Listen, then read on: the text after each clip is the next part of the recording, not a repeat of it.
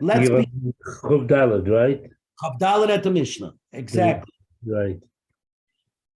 Okay, you ready? So Okay. just you and me. Right now, it's just me and you. So, which makes this somewhat, you can see, so we'll just go through it. Again, just before let's get started. The Mishnah is going to focus on and the Gemara today focuses, I'm sorry, just hang on 1 second. Reb David, I'm giving the Daf Yomi. Can I call you back? No problem. So the Mishnah is going to go on this, something that we've been touching on the periphery. If a woman makes a neder and her husband revokes it, but she put aside her kabbanos, and her kabbanos are the chatas, the sin offering, the oila, and oila means going up, an oila that is completely consumed on the mizbeach, and the shlomim. What happens to those animals now that the chiyuv, the obligation to bring them at the end of the Nazirus, is no longer there? Right. Clearly, by the way, our Mishnah is going according to the idea that when a husband revokes a neder, he's revoking it lemafreya, backwards. In other words, he's annulling it completely.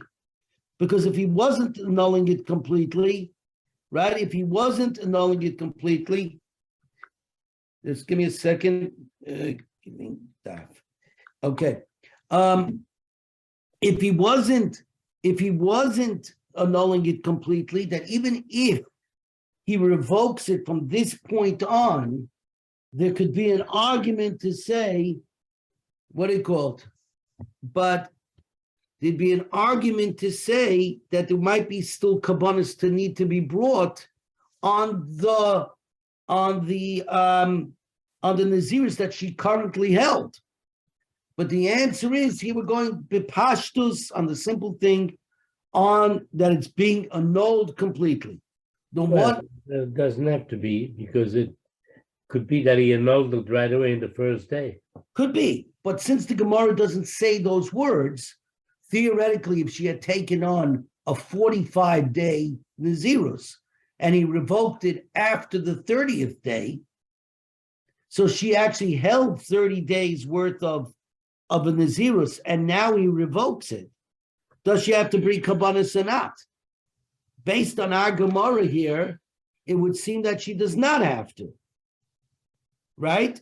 And that would logically be because it's huvra double lemafreya that there was never a Nazirus to begin with. Understand what I'm trying to say? Right. If you go backwards. Now, the other thing is, just as a reminder, the chatas, the sin offering, and the oila are kodshe kodeshim, holy of holies. What do I mean by that? They have their sanctification never falls off. A shalomim is kochim kalim, whose sanctification is in its monetary value, not in its essence, in its very essence. In other words, in the cheptza the dover, but not in the gavra the dover. In its value, not in its essence of itself. Knowing all of this, we can now begin the Mishnah. Says the Mishnah, Ha'isha shenadra b'nazir, a woman that makes a vow of Nazirus, ve'frisha es behemta, and she separates out her animals that she's going to need to bring at the end of her Nazirus term, i.e. the chatas, the oil, and the shlomim. The acher kach hefel bala, and after that the Baal goes along, her husband comes along and revokes. So if you take a look right there, you don't see how long her Nazirus was. Her Nazirus could have gone on for 60 days. And then he revokes. But he could have done on just for one day. But they do. That's why I said the easiest way to explain this Mishnah is that he's revoking it, it's annulled completely. Okay, that's a much more pashut way of learning the Mishnah. Obviously, it solves any problems. Im shaloi hoisa behema, if in fact the animals that she took were her husband's, okay, then obviously Teitze B'Teira Be'eda, they're chulin. They go out, they go back into the pasture. Right. They're chulin. Because she has no right to be magdish them. And even more and now there's no Nazirus. Right. Right? The im shelah haisa behema, but if they were hers, and the Gemara is going to ask how exactly are they hers, we'll get to that.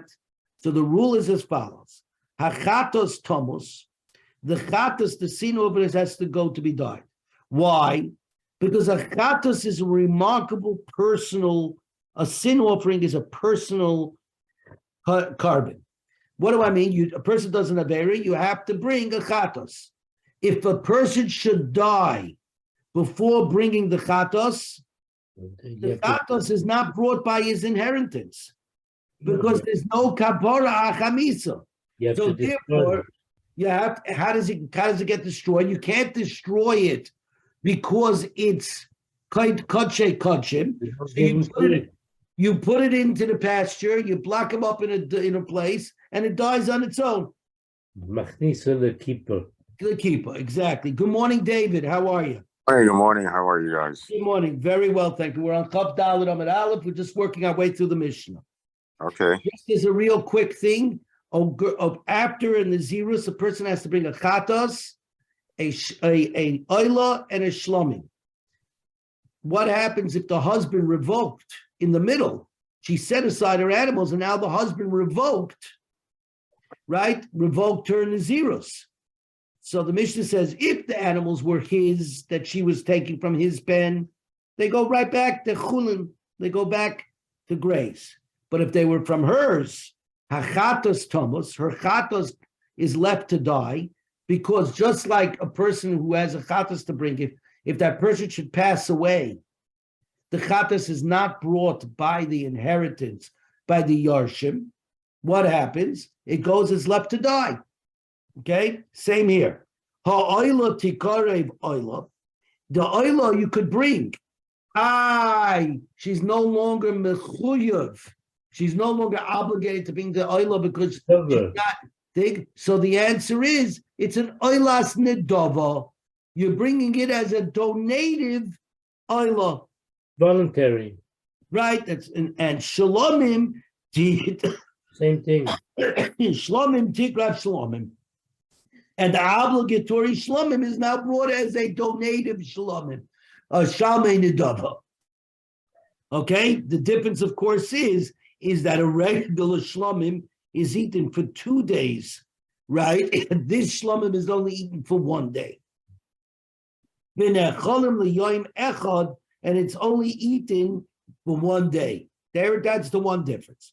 But because it's eaten for only 1 day, as opposed to the normal shlomim, which is eaten for 2 days, there's no lechem. Eino tonim lechem, you do not need bread. Normal shlomims come along with a chiyuv, with an obligation to bring along a certain amount of chalos. This says no, because this is not your real thing. It's more like regular shlomim. It's not exactly a regular shlomim. It's a rabbinical requirement done by the rabbanim because you've already set it aside, despite the fact that your Nazirus was annulled after you set it aside. Good. We are now on 24a2. 24a2.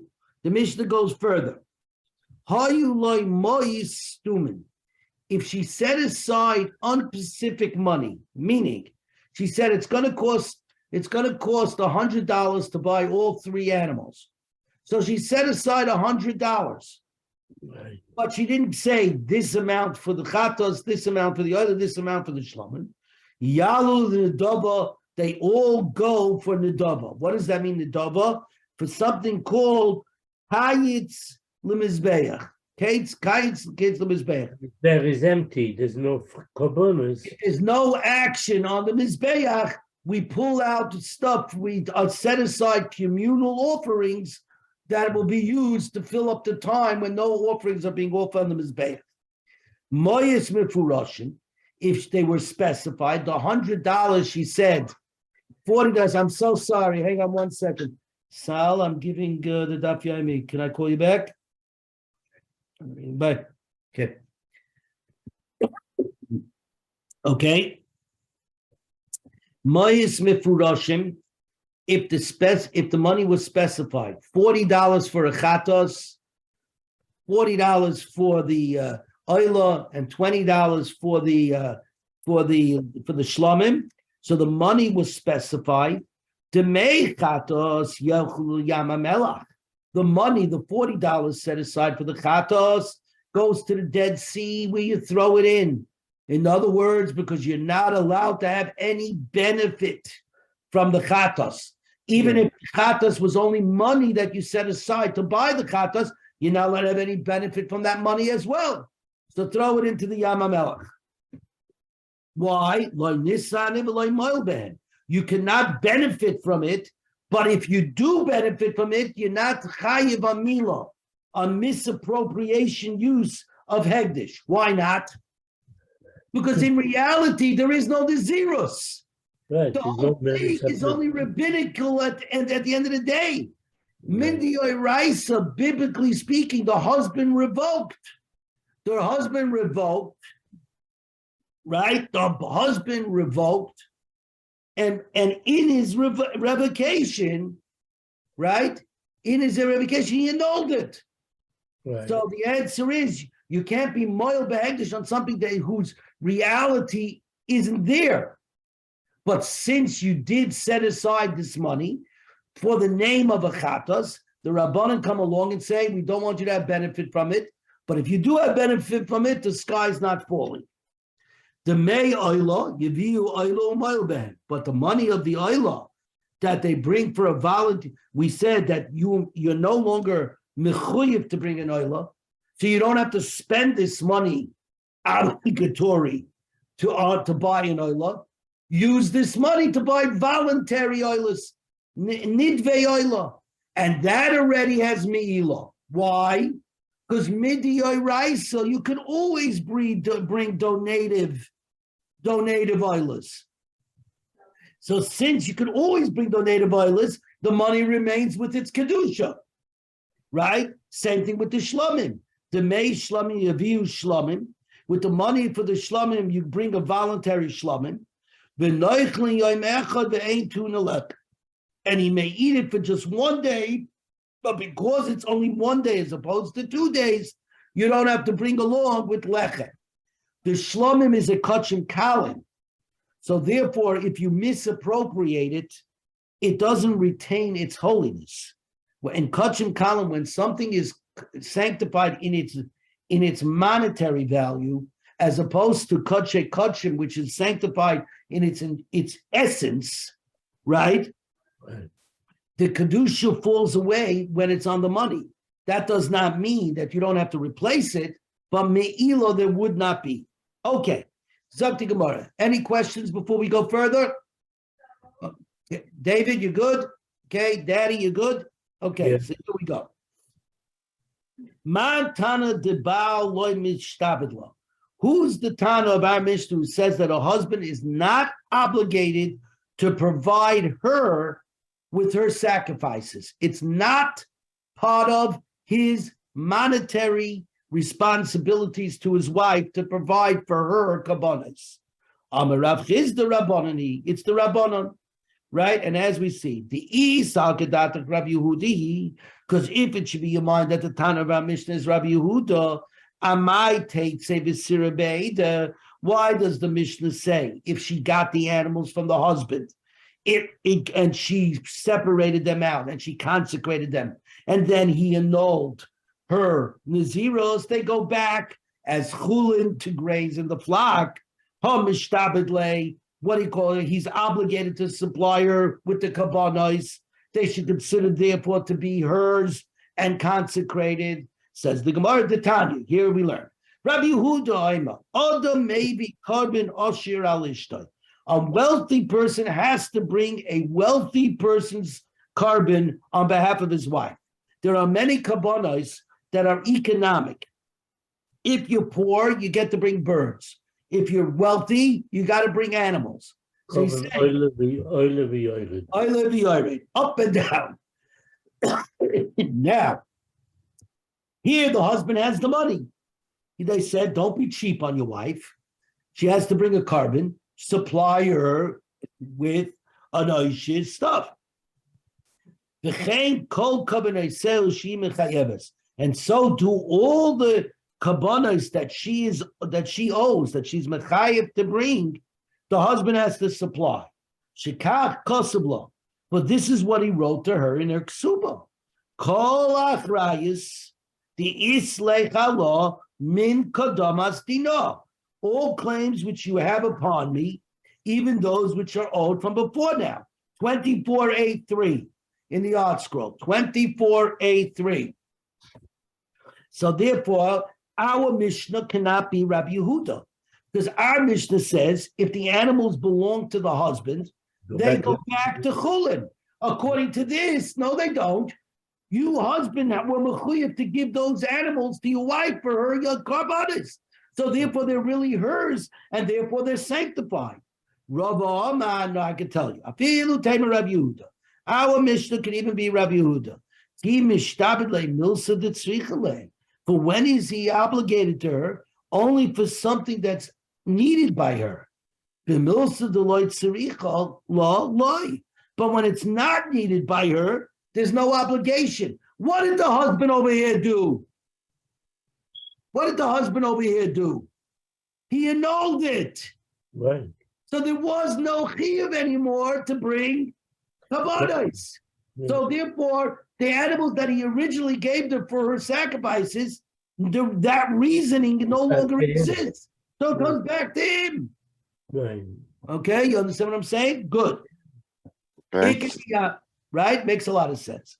Ikadi Amri. Here we go. Mantana. Who's the Tana of our Mishnah? Rav Chizah, just the opposite. Rabbi Yehudi. It's Rabbi Yehudi. V'chi mishtabelei milsa de tzrichele. The milsa loy tzrichele la loy. Oh, where does he have to give her kabbanis? Where she needs it.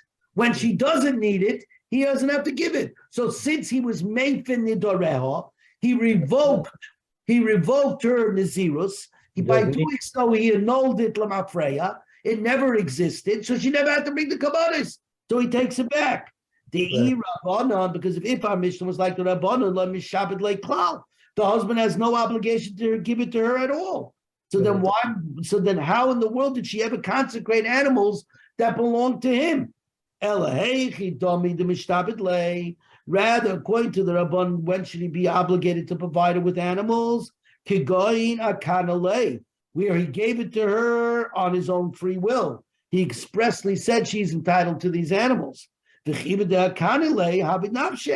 once it belongs to her because he gave her the rights to it, then the animals are hers and they're completely consecrated, even if then later on the husband revokes. But they were consecrated from the beginning. Rabbinically speaking, she has to deal with them. They don't go back to Chulin. So Elamai, Mishnah cannot be the Rabbanon, it can only be Rabbi Yehuda. And 24b1, we're now on Chav Dalet Amid Beis. Okay? Chav Dalet Amid Beis. Rava Amar, Rava says, Afilu Tema Rabbanon, even the Rabbanon, Kimikanele Nami B'milsa Tzarichle. This is because he gives her the rights to the animals. It's only when something is needed by her. No, you're right. He gave her the rights to the animals when she needed it, but then he turned around and revoked it. If he revoked it, in reality, biblically speaking, she didn't have anything to bring because there was never a Nazirus in the first place. Well, if there was no Nazirus in the first place, the husband says, I never gave you anything. So therefore, it could be according to everybody. Okay, further. Inshallah, if the animals happen to have been hers, the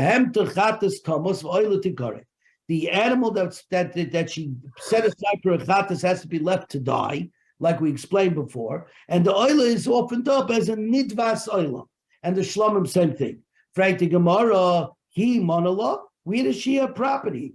Ha'amra masha kinsa isha kanabala, that whatever a wife acquires belongs to the husband. Amara papa Shekemotzta meisasa. It's where she saved up by being frugal with her dough. In other words, every week the husband has a fear to give him a five salayim. I believe it's 5 salayim, and she only used 4 salayim every week for her household, and she retained the 5th one. That somebody else gave her a present. And said, I'm giving you this present on the condition that your husband has no right to them. Simple. Sagt the Gemara weiter. Ha'oilo tikarev oila, shlomim tikarev shlomim. The oila, which is kachim, is brought as a nidvas oila, and the shlomim, which is a kachim kalim, is brought as what it called as a shalmei nedava, and it's and since the shlomim in this case is not like the Nazir shlomim, it's brought without bread. What's going on? Amalei Shmuel lavu ba Shmuel Bari said. Shmuel said to Rabbi Bari, "Al tosib al karchet, don't sit down. Ad shiamrit." Ad shiamat li hada milsa. You tell me what's the cases where a Nazir's ram is brought without bread? Give me the cases. There's 4 cases. Okay, so now Abuah says like this: There are 4 elim rams that are not brought with bread. Shaloi v'shalah, his and hers. L'sha'ach hamisa, after death. L'sha'ach kapara, after atonement. Shalah hadiamrit. The case of Shalah is the one we just spoke about, where she designated her own animals for the Nazirus, and the husband revokes. The shlomim that she brings is shlomim nidvei shlomim nedava, shalmei nedava, and it comes without bread. Shalai, his. What does it mean, his? It's not. Ha'ish madres b'noi b'nazir. A man is allowed to declare his young son a nazir. Ve'ein ha'ish meredes es b'nazir. But a woman cannot declare her son a nazir. Now, if the boy turns around and immediately goes for a haircut, or his relatives give a haircut, meaning Micha, or he protested, or his relatives protest, that automatically terminates the Nazirus. The father is allowed to put a Nazirus on the son, but the son is immediately about to say, no way. Right. Which leads us to the story of when I was 16, and my grandfather, Olav Shalom, decided that I had a big chup, and it was getting in the way. It was a chatzitza with the tefillin. Daddy, do you remember this? Daddy? Yeah. You remember the story with the chup? Right. So my Zayda said it was a chatzitza. And I said it's not a chatzitza. And my father got involved, and my father said he's my son. Wait a minute. The story's too good to pass up. And what he called? And my father got involved, and he said, he's my son. I'll tell him if he has too much hair. In the meantime, my grandfather points at me and says, by the time you will be 30 years old, you will have no hair. And I turned to my father and I said, damn, Tzaddik Goyza Kodesh Baruch Hu Mekayim. And by the time I was in my mid-20s, I had no hair. And I never had a thought that I was going to get to 30 with hair. It was not going to happen. Anyways, so here's your story. The son protested, or the relatives protested, terminating the Naziris. If we're now on 24b2, if he had unspecified funds, okay, that means they were not set aside. The father had set aside funds for the son's kabbalas, and he didn't say this amount is for the chatas, this amount for the oil, this amount for the shlomim. So what happens over there? All the money goes for the kayitz hamizbeach. It goes for the dessert of the mizbeach, meaning when the mizbeach is sitting fallow, nothing's going on in the mizbeach. We have kabbanas of which to bring on it. Moyes mifuroshin. if the money was separated, $40 for the chatas, $40 for the oila, $20 for the shlomim, okay? The money for the chatas gets thrown to the yamamelech. The money for the oila is brought as an nidvas oila, and because you can bring voluntary oilas, it's therefore retains all its kedusha, and there is me'ilah if you misuse it. The mei shalomim yaviu shalomim v'nechel yomech ben tunin lechet. Right. So Zakti Gemara, shala'acha misa minolan. How do we know the case of after death? It's not Titania. If one set aside funds for his Nazir's sacrifice, loy nehenen, he's not allowed to benefit from them. But he does not commit mila when he uses them.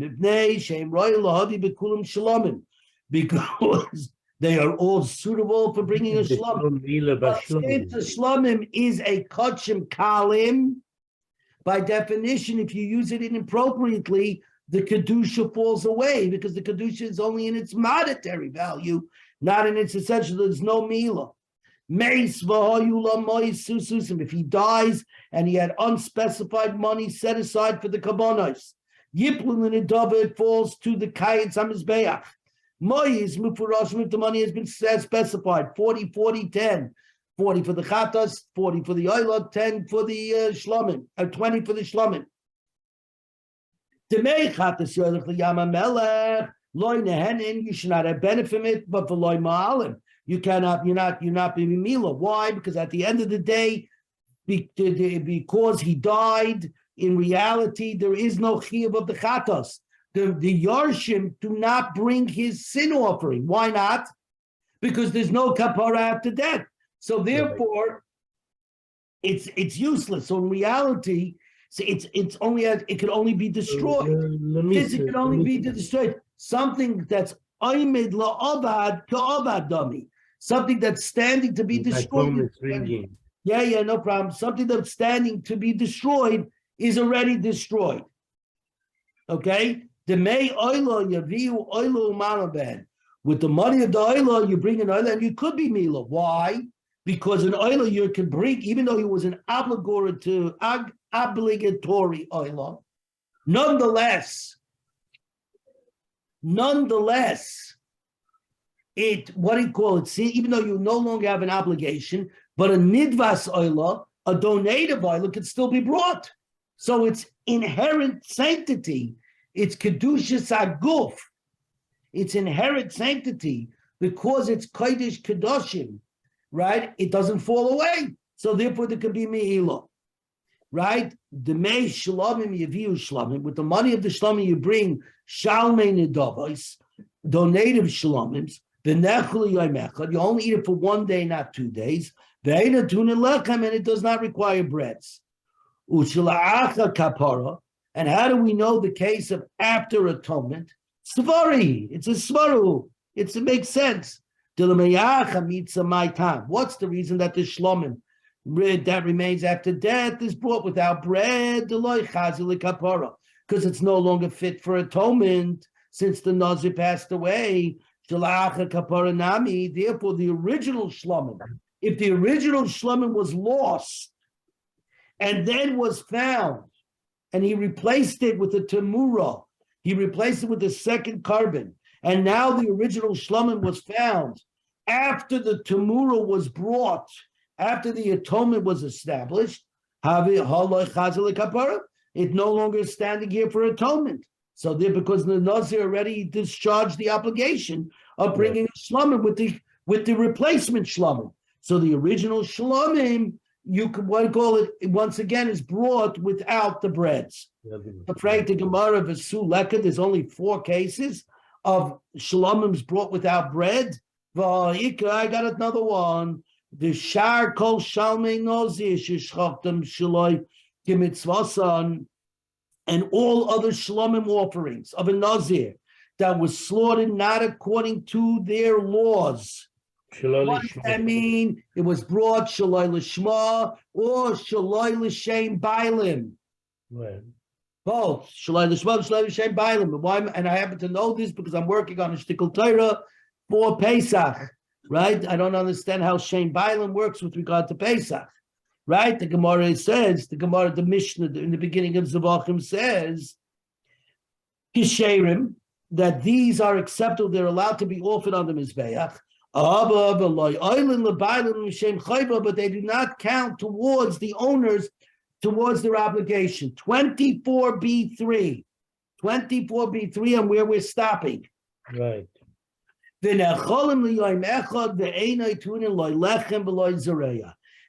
they are only eaten for one day, and they do not need the bread. Because here's another case where they don't have bread. Right? So it says the Gemara, Avua was only counting those that are done correctly, lahalacha.